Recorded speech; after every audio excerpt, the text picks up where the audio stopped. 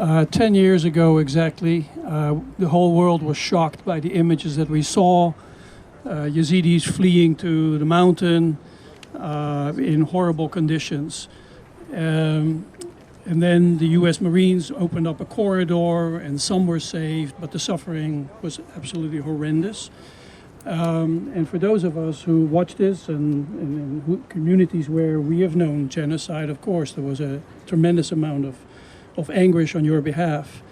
And 3 years later, it was a tortuous way in which the Canadian government finally did something that was right and brought several hundred Yazidis to Canada.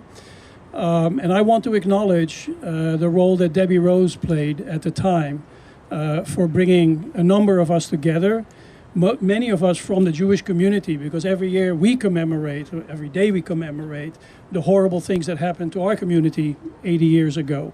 So we immediately understood just what this meant. Anyway, Debbie did an amazing job of bringing a number of us together to help you the best we knew how. And I want to express something here that's it's a point of gratitude for, I think, for many of us. Certainly for me it was the opportunity to help and to gain a number of brothers and sisters and to become, in my case, Guido to a number of the children. It was a very, very heartwarming and rewarding opportunity to do this. And of course we mourn today. We think of the people who are lost, people we still don't know what happened to them, and that is fitting.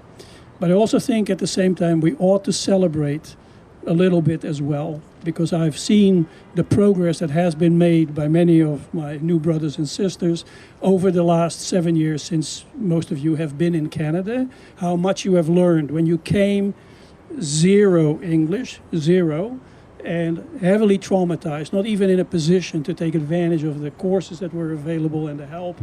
It was truly a horrendous, horrendous time. And look at how the progress that you have made. I get WhatsApp messages written in English. I no longer know my Kurmanji. Whatever Kurmanji I learned at the beginning, I can remember Guido, Canada, Kanja, Canada, Aman, Haka, Canada, Geliksara.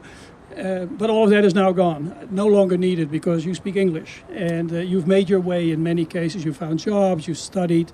So I want to congratulate you on the resilience that you have shown and encourage you to continue to build these new lives. I know it's hard. I'm saying this with sympathy and with a lot of heartbreak, but you should also stop and realize just how much progress you have made. So thank you for that opportunity, and thank you, Debbie, for making that possible for all of us. And I wish you all the best.